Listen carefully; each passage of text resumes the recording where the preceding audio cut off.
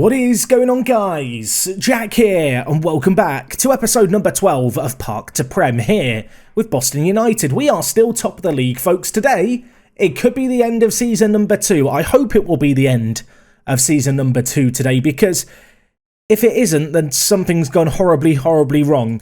We currently sit top of the table. There are 4 league games left. We are 12 points clear. That does mean that if Chester slip up at all, or if we can just get a point in any of our last 4 games, we win the league. And well, today, we take on Chester away. This could be a really fun live com, or it could end up being a really anticlimactic one. A draw is enough, a win is enough. If Chester win, we just have to get a point from our last 3 matches, which I do anticipate would happen. And if that does happen, if we don't beat Chester, I will just still go probably to the end of the season, unless we need a second match. If we need a second match to secure the title today, I might lose my mind. But yeah, we are going to have kind of the end of season wrap up, unless we lose every game and Chester win every game. And that could, with a massive goal swing, see us miss out on the playoffs. Even then, it seems very unlikely. The more I look at it, the more I realise I'm explaining a scenario that just isn't going to happen. I'm feeling confident and I'm feeling good, and quite rightly so. Since you were last here and we took on Chorley, we have been on a winning run, everyone. We have played a fair few games, so let's jump headfirst into them. The first was against Gateshead. A 2-1 win at home was a great little result in this game. Gateshead, a team challenging for the playoff spots. We looked very sharp in this game. Started, a little slowly, I suppose. Cameron King got us a goal just inside the kind of end of the first half. They then scored in the 48th minute, but Quansah, he was there again. The centre-back with a massive forehead gets his goal, finishes 2-1. Good little win there, and that gave us some momentum for the rest of this run of games.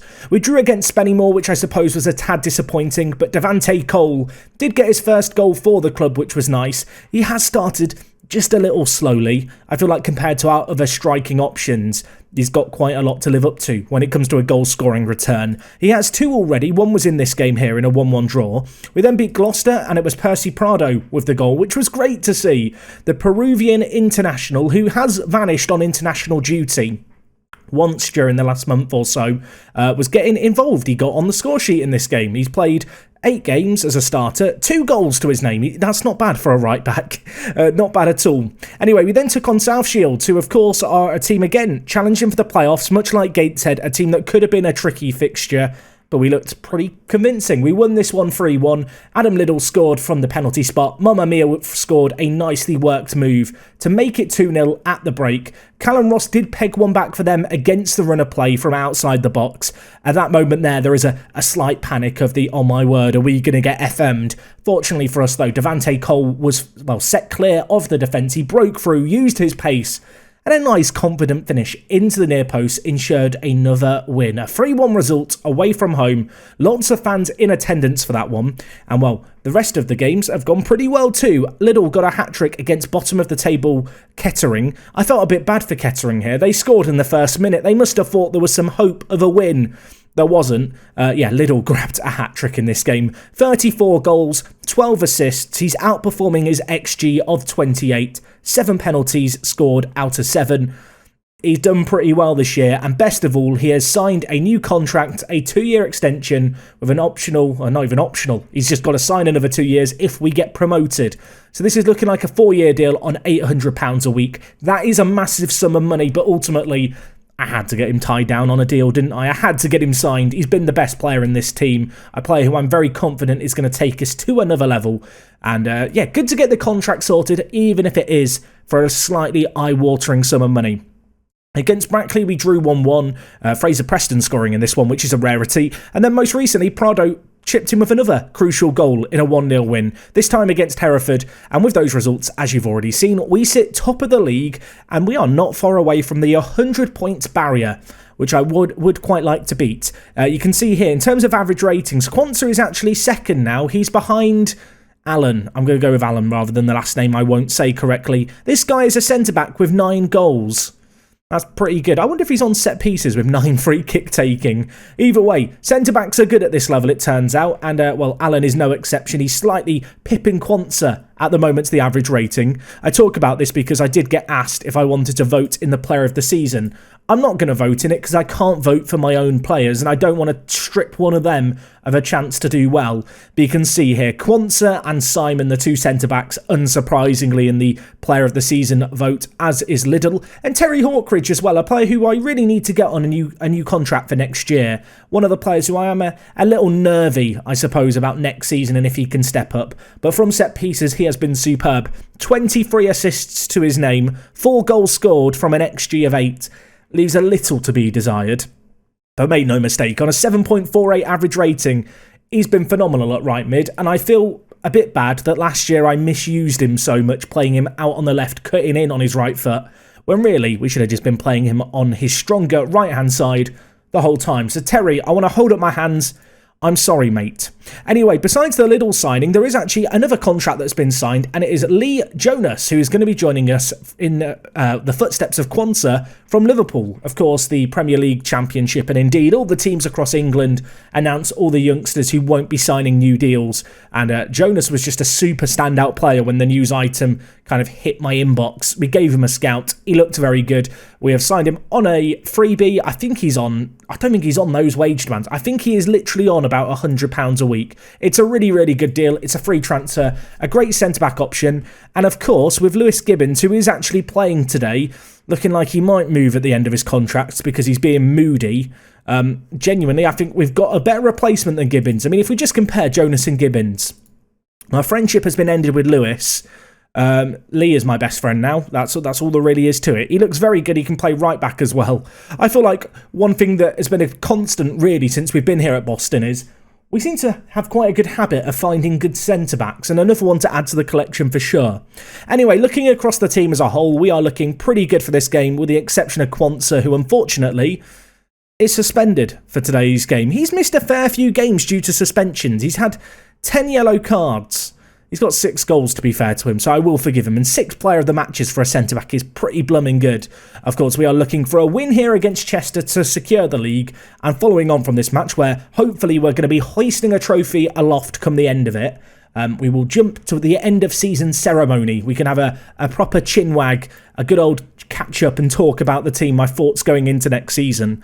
But truth be told, ever since 2 episodes ago when we had that triple header and looked really, really good, this season has descended into a bit of a cakewalk. It's been pretty easy going. Yes, there's been a few games where we've slipped up and drawn and lost, but we just look like we have way better quality than opposition teams. We just look more composed with the ball. We've got 2 strikers who are in great form, and defensively we've looked just really solid. Liddell, can you score here? Can he score? Rebound? Have another go. It's deflected in. He shouldn't claim that. Don't celebrate that like it's yours, mate. Goal number 36 for the year. Could he make it to 40? I mean, he's got 3 games following this one to do it. So a couple here would set him on his way. And, well, we've set the tone early here. Of course, Chester have to win to keep their hopes of automatic promotion alive. I do feel a little bit bad for Chester because in second place they have rip-roared away from the team in third. In fact, everyone behind Chester has just fallen away. They've been awful. And Chester look comfortably the second best team in the league. Unfortunately, there's only 1 automatic promotion spot, so they now go into a 6-team playoff, which is always going to be tricky. Liddell has dived there, but he's back up. Cameron King has a go. It's come to Burrow, who gets goal number 25 for him. I feel like Jordan slowed down a bit, although that could also be because I've been subbing in Cole a lot as a striker. But he's starting today. He's got a goal today. And you know that scenario I spent a minute explaining at the start? I'm going to sit here quite comfortably now with a smile on my face and say, we're not losing this. None of that matters anymore. We're not going to lose all 4 games. Chester aren't going to win all 4 of their games. The league is going to be settled today. Please don't lose this. If we lose this now, it's going to be very awkward. But just based on what I've seen this year, I have no reason to doubt our players, even if we are missing Quansah through suspension. The rest of the teams look really, really good. Of course, York and Early have kind of been the go-to centre mids. Definitely feel like there might be room for improvement at centre mid. Also, sorry, is that DKM? Is that DKM? Sorry, this is again. If you, where do I want it? I want the tablet. Give me my tablet. Is this It's DKM, everyone. If you're sat here going, who the hell is DKM? He is a hero of Towlaw and Park to Prem last year. His contract expires at the end of the year. He'd be a really fun signing. He's quite good as well. Maybe he's the answer to the winger position. Hawkridge is in tears. Mind you, he can only play on the left and he's right-footed. But nice to see a familiar face. It's like when you bump into an old friend round the shops or just in town, you know? Didn't expect to see them. Going to have a little catch-up with them after the game. Although, because this is an alternative universe, I'm going to go to him at the end of the game and start talking to DKM. And he's going to wonder, who the hell is this random English guy talking to him that he's never met before? Like, who is this man? Why is he calling me DKM? It's not even my name. Anyway, we're 3-0 up. Whilst I have this existential crisis of the Towlaw and Boston universes colliding, we're doing quite well on the pitch. The players aren't distracted by my absolute nonsense, which is a bit of a relief. Burrow's grabbed another, so he's going to be looking for his hat-trick. Early, what was that flick? Oh my word. Sorry. What was this pass by Early? What was this? Are you ready? He's backheeled it from the halfway line, inch-perfect through ball. If Liddell scores that, that's assist of the season, and no one can argue with it. Oh my, that would have been so sick. Unfortunately, it's not worked out on this occasion, but Early, he had a bit of a slow start at centre mid. Obviously, he was competing with Mamma Mia for a spot. I feel like between Sam York, Mamma Mia and Early, they've been the 3 centre mids of this season. The rest of them in the squad haven't really mattered. Actually, I think a few of them have been released and I've not even mentioned it. So if you've noticed any players vanish from my squad, it's just the backups that I've just mutually terminated the contract of because they were crying too much. But, I mean, Early's looked really, really good this year. Oh my word, Simon goes lunging in there. Less of that, Simon. Keep it calm. Stay on your feet, lad. I mean, a goal for them before half-time might give them hope. Oh my, what was that tackle? I mean, it's fallen to Ed Williams. I feel sorry for whoever put in that tackle there, because that was a pretty good tackle and the keeper should have come out to get it. But Chester going to ruin our clean sheet. Ed Williams, goal number 7. Who was this here? Oh, it was Duxbury. Perfect slide tackle, but also ended up being a perfect through ball to Williams. Anyway, 3-1 up. We do look pretty nice here, don't we? We look pretty in this game. You wouldn't know that we're the away team. We've played very, very confidently. Going to tell the players I'm delighted with how things are going. I think that's been the big change, actually, between this year and last year, is the fact that I praise the players more this year. I'm a happier manager. Last year, I threw water bottles all the time. This time, if we're winning 1-0, rather than say I'm far from pleased, I just give them a little smile and tell them they're beautiful. And they just seem to respond to it. Who would have thought encouragement might be the solution, DKM? Don't do it to me. Don't do it to me. It's like watching my own child fight against me. Don't do it. Ball's headed away by Duxbury, who's making vital interception after vital interception in this game. And on this occasion, he's managed to get it away from goal. They have got a corner, though. Ball whipped in. Wilson. I mean, imagine if they scored 3 to win this one 4-3 after everything I said at 2-0. It would be embarrassing. I wouldn't be able to show my face for a while. I'm a little bit concerned. I'm going to have to shout some words of encouragement here because they look a little dangerous right now, dare I say. They have us penned in and Wilson could score again. Oh my word me, what a stop that is. Released by Manchester United, bought into the Boston United family. Me has signed a new deal with the club as well. It is a bit of a pay rise. He's been very good in goal this year, hasn't he? Even in the live comms, I feel like he's made loads of really critical saves. He's not really got enough credit. Watch him now do a clanger in the live com after I've bigged him up. But no, genuinely, he's looked really, really good in this game. Liddell, on his new contract, £800 a week. I expect lots of running down the wing for £800 a week. Sam York with it, could go left, goes to Barrow, back to Liddell, back to Early. Oh my word, the passing play is just sexy. There's not a better word, it's just sexy, everyone. Unfortunately, the end product wasn't quite there on that occasion. Although maybe another chance here. York to Hawkridge. I know that this is the pointless highlight. I want to build up hope. I want to thread you that narrative that a goal or something could happen. But it's just not going to. Anyway, it's approaching the 66th minute, so I suppose we should make some subs. Prado's on a booking. That scares me. Galliani, come on down. Midfield-wise, we've been a little poor today. I'm going to bring in Mamma Mia. Going to bring him in for Sam York. And our last change... Oh, you know what? For old time's sake, Fraser Preston, come on the left wing, my friend. Go on the left wing. Go play there. I'm trying to remember if I gave Preston a new contract or not. I was weighing it up because I didn't want to lose him on a free. And I feel like I did offer him a new contract. I don't think it was a pay rise. But I can't say he's a player who I'm going to be super against selling in the summer if it meant I could raise a little bit of money. Hawkridge, what a ball that is. Burrow's finish was a tad ambitious. Probably could have taken a touch there. He decided to hit it on the volley on his weaker foot. You've got to respect the hustle. You've got to respect the effort.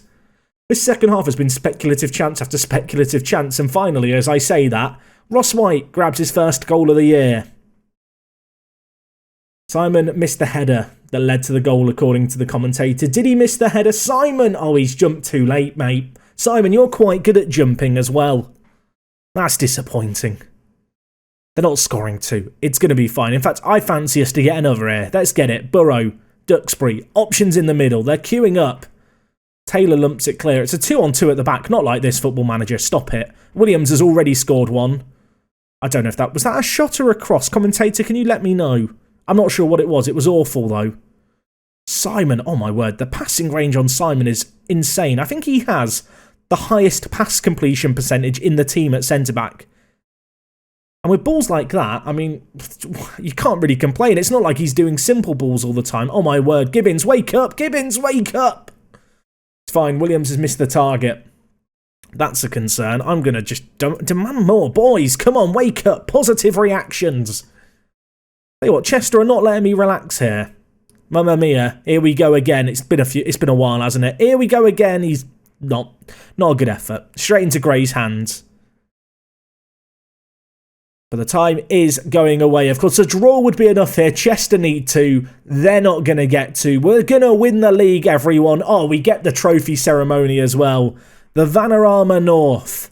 Boston United stuck in this division for, I believe, 12 years. 12 years. And I've come in as they were just above the drop, and in 2 seasons we've turned it around. Who are we passing the trophy to? Who is it? I don't know. It doesn't matter. Champions of the Vanarama National. I have no idea where the confetti's dropping from. Answers on a postcard. It doesn't matter. The officials are applauding me. The crowd goes mild. And we get a lovely view of Chester's roof. Look at that. What a roof. Look at the detail. Look at that. I mean, look at my suit. That's the most important thing. Come on, boys. Can I click on them? It'd be great if I could click on them here and just see who's who. Oh, we've won 3-2. Look at that. The strikers in form. That was the difference maker today. And we are champions. We have got a few games left. They don't matter, do they, in the grand scheme of things? They don't matter. Pointless. We are 15 points clear. 3 games left. That can't be turned around. And the board have set their budgets. Oh, my word. I'm nervous. I don't want to go to the press conference. How much have been set? £14,000 a week wage budget. Transfer budget of 30k. That's very good. We are still semi-pro, so I'd quite like to go professional soon. Burrow got man of the match. Give him some praise. Also, Van Bommel spotted at the stadium. He's West Brom manager. Who are you looking at? I know who he's looking at. He's looking at blooming Sam York. Everyone's looking at Sam York. Look at it. They're queuing up. I mean, the fact that these are the teams interested makes me think he's really, really good, and we've got to hold on to him for all costs. But I know that's going to be very difficult for as long as he continues to improve and he continues to look very good. Pretty surprised he's not been given a Republic of Ireland kind of under-20 call-up yet. You can see he's now a natural centre mid, which has just come through a season and a half now of just playing that position. He's looked really, really solid there. But man, that's a lot of money to give us in terms of wage budget. £4,000 a week, kind of with our current wage structure, is generous, because realistically that is probably 6 new signings of our current quality. I do just quickly want to check. I haven't got any clauses, have I, with like promotion wage rises? I try to avoid putting them in, but there might be 1 or 2 who have them. Lewis Gibbons has one, but his contract expires at the end of the year. So yeah, the wages aren't going to shoot up either. That was something that when I was offering contracts to players, I really made an active effort not to give them that clause, because I felt like we could get promoted. You can see here, Reece Bennett, we've actually got on loan from, on trial from Manchester United. Similar situation to some of the other trainees you've seen. Another really, really good defensive option. His wage demands were a little high. I wonder if they're going to have shifted with the promotion being confirmed. You're going to be a fringe player. How much do you want? He wants £800 a week on a non-contract. Let's do some live negotiating. We don't do this enough. I will give you £200 a week. How does that sound? £200 a week, and I'd like an optional 2-year extension. I mean, that was simple. He's lowered his demands because we've got promoted. I mean, he's £250 a week for him. Oh, we'll take that. I mean, compare him to Gibbons. He's just better. I mean, is he better than Quansah? Now I'm scared. Am I going to have to play free at the back next year? I'll tell you what. He's very, very good, isn't he? He's very, very good. He's insane. Okay, well, that's a really good contract to get if that's secured. That is a 4-year deal if we trigger the extension. On £250 a week. I mean, you know what I said a second ago about, maybe we can make 6 new signings with £4,000. Throw that out the window. We're going mental. We're just going to sign all the trainees. Either way, we have still got 3 games left of the season to do. What I'm going to do is I'm going to go play those off camera. The results don't really matter. I'm going to rotate the team a ton. We will come back for the end of season ceremony thing. The new feature in Football Manager this year. Relive the year, take a look at our squad, talk about the plans for next season, and look at what's been going on across the rest of England. So buckle up tight. I'll join you in just a moment. So I'll hold up my hands and admit past Jack forgot to talk about something important just before we get to the end of season shenanigans. We had a youth intake, and it actually wasn't that bad of a youth intake. We had 2 pretty good players in it, who I feel like we should at least talk about. So the first is Miles O'Reilly, who looks pretty good. He's a decent little player, but he's a centre attacking mid by nature, or a centre mid or a left mid who just can't pass. He looks quite good. He's going to need to improve his passing a lot. There is a small part of me that wonders, could he play striker, but with 7 composure and 7 finishing?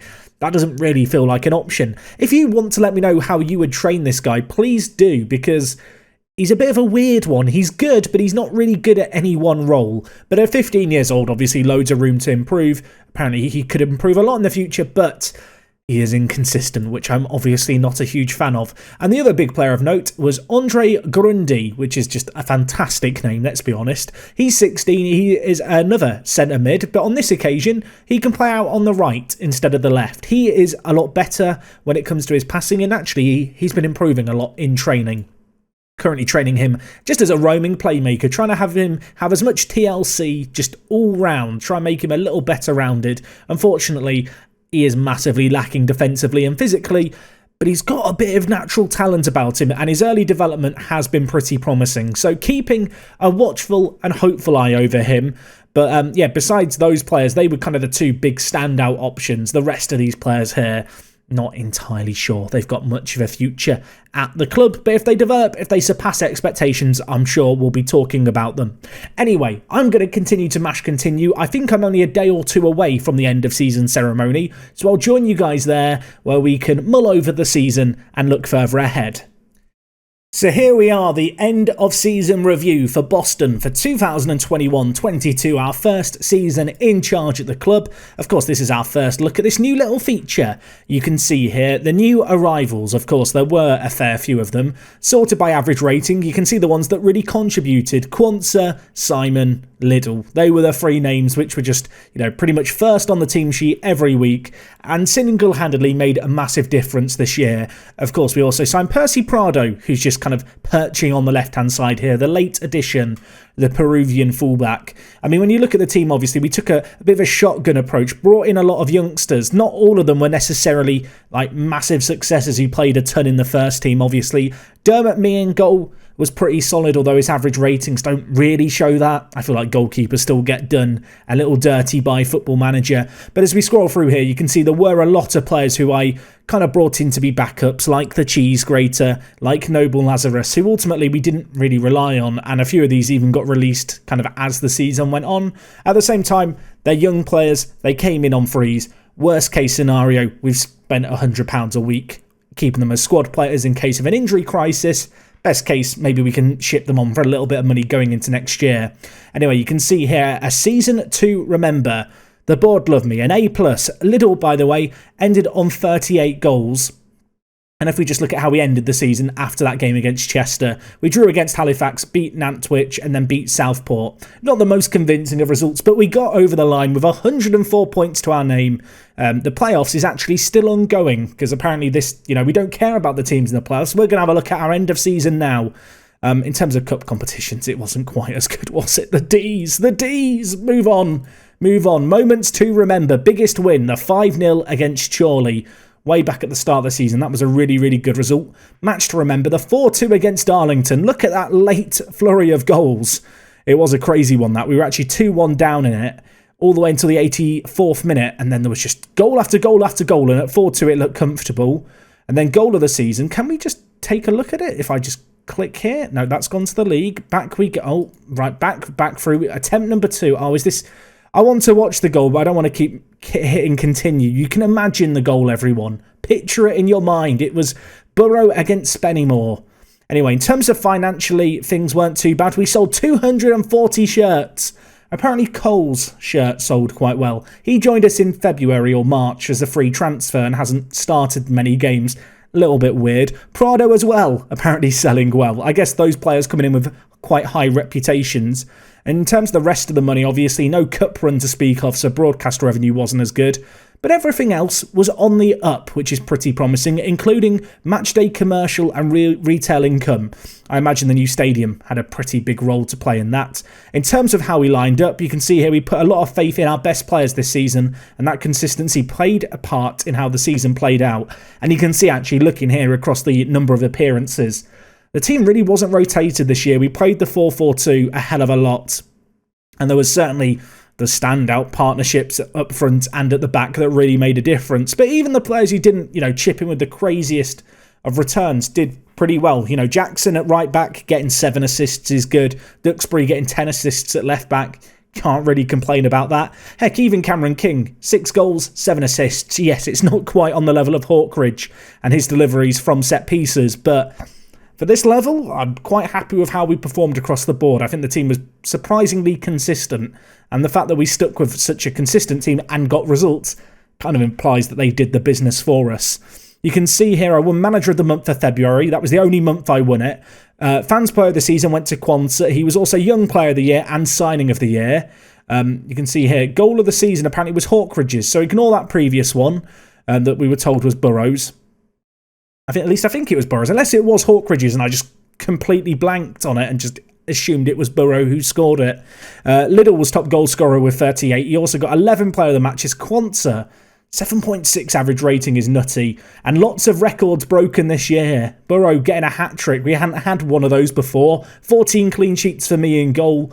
And worst discipline, Simon, you naughty, naughty boy. 12 yellow cards. Not the best return, although no red cards. I don't think we had a sending off this season, which is kind of a testament to how we play. Anyway, history in the making. We set the most points in a league table season. And you can see what Boston did this season, in spite of their poor start, will go down in history. Thank you, Dave Evans. Top of the league. Top of the league. It looks quite nice, doesn't it, looking at that? Bit sad to see Hereford going down, one of the teams I have a soft spot for, but we are on the up, people. Oh, I quite like that as a way to go through the end of season stuff. You can see the overall best 11 here. A few players who obviously didn't survive last season, the likes of Green, who now plays for Bangor City on £100 a week. Remember when he was asking for £900 a week from us previously? Yeah, I do. Also, Rowlands, out on the left-hand side, retired after we released him, which is a bit of a shame, but he features in it, and so does Platt, who I'm kind of surprised he features in it, but fair enough. He was playing for Halifax this year, 31 appearances on off the bench. Obviously, we've seen a lot of this season review stuff, but we dropped down to 7th in September, but we've come back to be unlikely title winners. You can see here, attacking efficiency, we were very aggressive and perhaps not quite clinical enough. Our XG per match was 2.1, which is kind of nuts. Our XG total, we outperformed. And we did really, really well. Our expected points was way above it as well. We were clinical. I guess the better quality of our strikers made them take the opportunities that came their way much more consistently. Anyway, Board looking ahead to next season, of course, promoted now. They want a mid-table finish in the Vanarama National. They want us to play attacking football, play direct football, make the most of set pieces, be entertaining, and play counter-attacking. Some of those feel like they contradict each other. I'll let you guys decide. They want this mid-table finish, which I think we should be good for. I feel like we should be pushing a little bit beyond that. I am going to just get rid of makes the most... Actually, I was going to say makes the most out of set pieces, but maybe I should have kept that in hindsight. Previous objectives, take them back. You know what? The big one I wanted to get rid of was counter-attacking. I don't mind playing direct and I don't mind playing entertaining and attacking football. I don't like the counter-attacking one. Can we just get rid of the counter-attacking one? Good. I'm okay with that. Thank you, Mr. Board. If we look at squad dynamics, still no team leaders in the dressing room. That is one thing I would quite like to address. To get someone in with leadership in one of the positions that I think we might need to improve in for next year. Of course, we got pretty fortunate on the injury front. We really didn't have many this year, which is one of the reasons why the team didn't get rotated much at all. And obviously you can see here, the most recent game that we just had against Southport, I wonder if I'm going to get voted in as player of the season.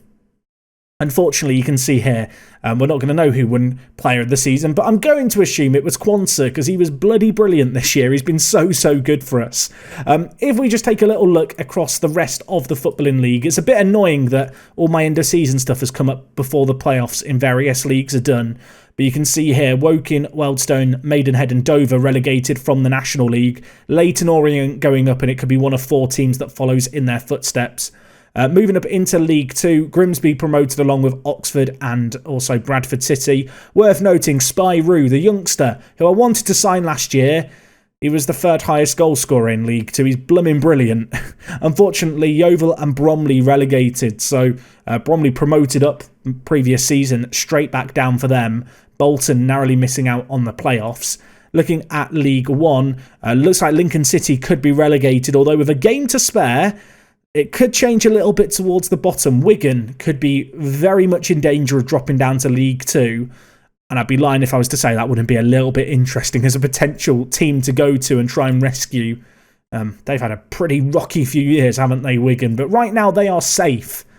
Will they remain safe? Could I even get that job if I wanted it? Probably not right now, to be honest. I feel like the next season is about trying to establish ourselves as a manager and take potentially the next step beyond Boston, but I think one promotion isn't really going to change our perception, the perception of us, I suppose, in the media and such, and, mean that we can get a League 2 job. Newcastle and Watford promoted from the Championship. Sheffield United and Fulham alongside QPR and Birmingham going to fight it out for that last spot. Worth noting, our affiliate Peterborough just been promoted, of course, to the Championship, finishing in 11th, and it was Fleetwood, Preston and Coventry going down. Meanwhile, in the Premier League, you can see here West Brom and Forest are down. There is still a few games left, so a lot could change at the bottom, but right now, Southampton, Villa, Palace and Leeds fighting it out there. The top of the table, I mean, Liverpool have a game in hand, but it is very close between the top 3 teams, just 2 points separating them. Rashford right now, top goal scorer. I'm sure there's a few little things there that I've missed. So if you did spot something that I didn't see, maybe something weird happened, maybe something wonderful happened, point it in my direction. Anyway, you can see here, just looking at our manager profile, we are currently studying for our National B licence. That is something that happened in the last few months.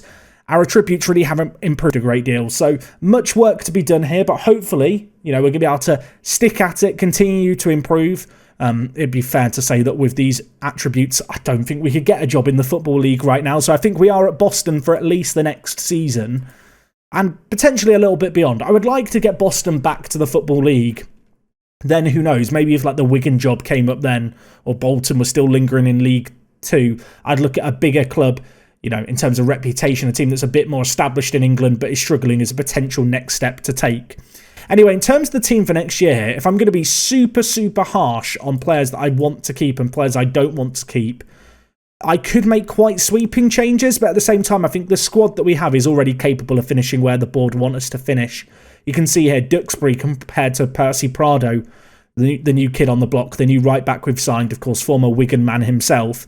If I was going to be hyper critical of our team, I could easily change a lot of the team. I think York I want to keep in the team, even though he's underperformed this year, just because he is continuing to improve. And in the eyes of our staff, he is currently a League 2 quality player. So hopefully he could improve a little. I do feel like maybe we need to change things up in the midfield. I feel like Hawkridge has been great this year, and this might seem really harsh.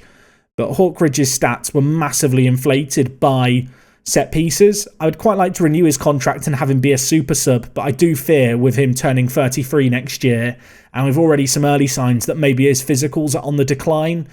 I don't really want to over-rely on him next year. You can see here, an XG of 8, only actually scored 4 goals from us. His assists are really what kind of made him, but so many of them were from set pieces, right? I mean, the centre-backs, if we just look at them, got 16 goals between them. Obviously, they're scoring a lot of headers from set pieces. Hawkridge is the man on corners. I think it's more a testament to our centre-backs how good their goal-scoring records were that Hawkridge got all the assists he got. Of course, the rest of the midfield, Cameron King did okay, but I feel like there's room for improvement. You know, if we could get in a better player, fantastic. If not, he probably is a good enough player for the Vanarama National League for what we're looking towards. But of course, as we looked at earlier, the wage budget has jumped up quite a bit. £4,000 more really does give me a lot of options in terms of improvements. Similar at box-to-box midfielder, really. Saxon Early's been a very, very good player for this level. He's only 19. He's a youngster. You can see here, though, inconsistent potential ability might only be to make him a Vanarama national player, and so I do wonder if there's better players out there. Of course, if we were to get in a slightly more defensive midfielder, might open up the opportunity to potentially play Sam York as an advanced playmaker, maybe with a slightly more defensively minded midfielder next to him. Alternatively, we could go to the roaming playmaker that I've been training him in. I know the star rating suggests he's not that great at the role, but actually, for the level that we're at, when you look at him here as a roaming playmaker, he only has one attribute below 9, and it's concentration. Like 10s and above are pretty good for this level. You know, 11s are great. Anything above a 12 or 13 is superb, which obviously Sam York has plenty of. There's part of me that thinks, you know, maybe he could do a job as less of a deep line playmaker, more of a player getting slightly further up the field. And of course, I want to stick with him. In terms of strikers, Jordan Burrow's been great this year, but there is an argument, and it's quite a compelling argument, that Devante Cole should probably start ahead of him next year. I think the big takeaway kind of from this off-season is we don't need to worry about the striking department. I think the strikers that we've got are more than good enough for the level that we're stepping into. I feel like the National North into the National League, the gap isn't too huge. And actually, if we just look at the scout reports of both these players, they are players who are considered good to be, you know, good players for League 2, good for the Vanarama National, in fact, leading for the Vanarama National. Attacking-wise, we've got options. We've got good options as well. You know, we've got 3 strikers who I think can do it at the next level. So that's the one area of the pitch I'm not concerned about. Equally, centre-back is a great spot for us.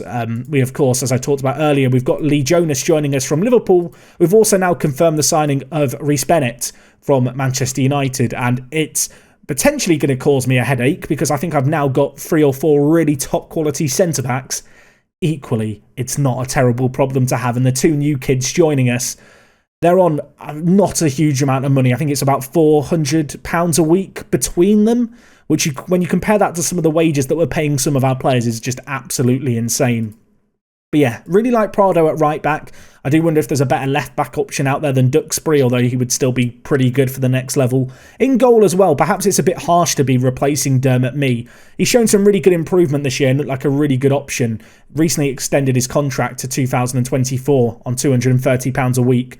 But if I am going to look to get in a bit more experience, maybe a few more leaders into the dressing room, I feel like one of the obvious ways to get in a more experienced player is to get in an older goalkeeper who has the leadership, who has the determination, someone to lead from the back, potentially be organising a younger defence ahead.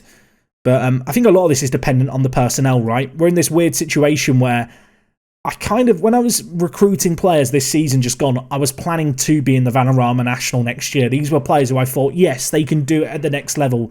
They're youngsters with lots of potential. They can improve with the team. And I still do very much buy into that, to the point where if I didn't sign anyone, it wouldn't be the end of the world. But I think as we've already shown with the early signings we've made, and even the signings later on this season with the likes of Devante Cole coming in and also Prado, our reputation is growing a little bit. We have got a bit more pulling power, and it's a case of let's put out the feelers and, you know, see how much that extends, see where that extends to, that pulling power. Who could we potentially pull in?